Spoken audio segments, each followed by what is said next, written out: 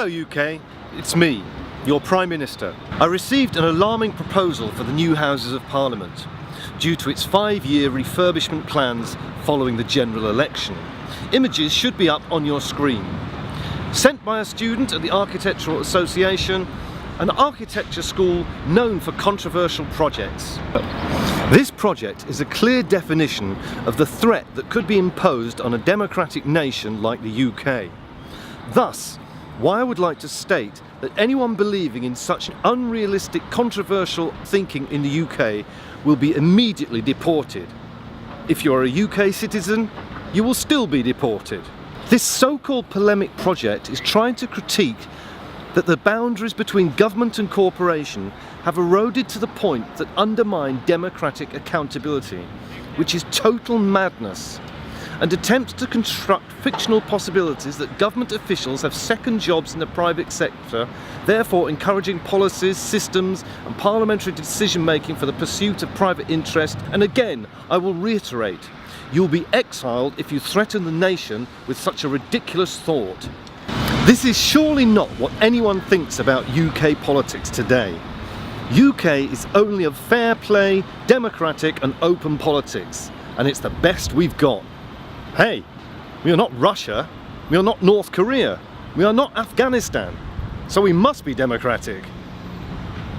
I really find it hard to find a connection between the Bank of England, large financial institutions, and the City of London Corporation located around the Houses of Commons in the centre of the design. Government is an autonomous body, never being affected by external force.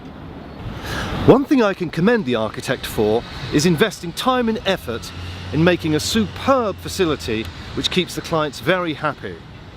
The brothel. This kind of ideology is highly corrupt, and therefore I would like to take this opportunity to warn the general public to beware of such extreme and controversial beliefs, and to report such crimes as we need to keep the city safe.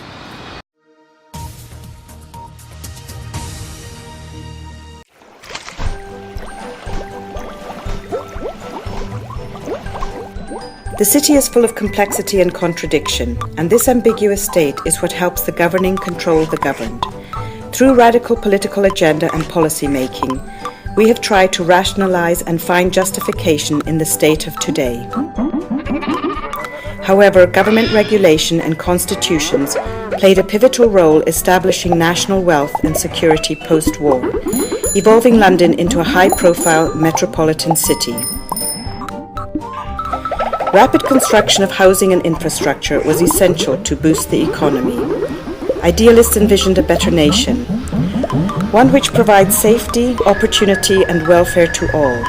However, failed cities emerged, urban strategies went wrong, and moral ethics were questioned. The policies to liberate all clearly only liberated some. Inequality was evident.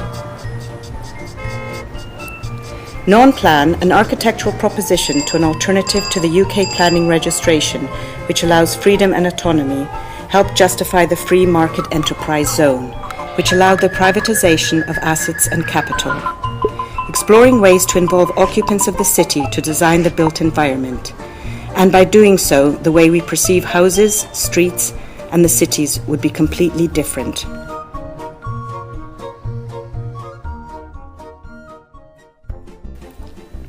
However, removing planning did not allow people, but rather the market forces, to make choices freely.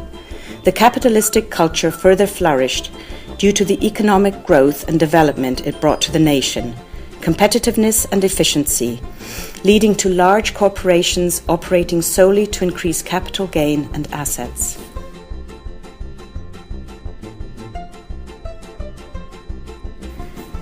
The peculiar political agnosticism culture established a system where a minority of the privileged class is economically liberated through the means of the underprivileged. As socialist ideals were effective at a specific point thereafter, it became obsolete. Maybe it is time to revise the system. Not a power hoarding system, but one based on balance and equilibrium.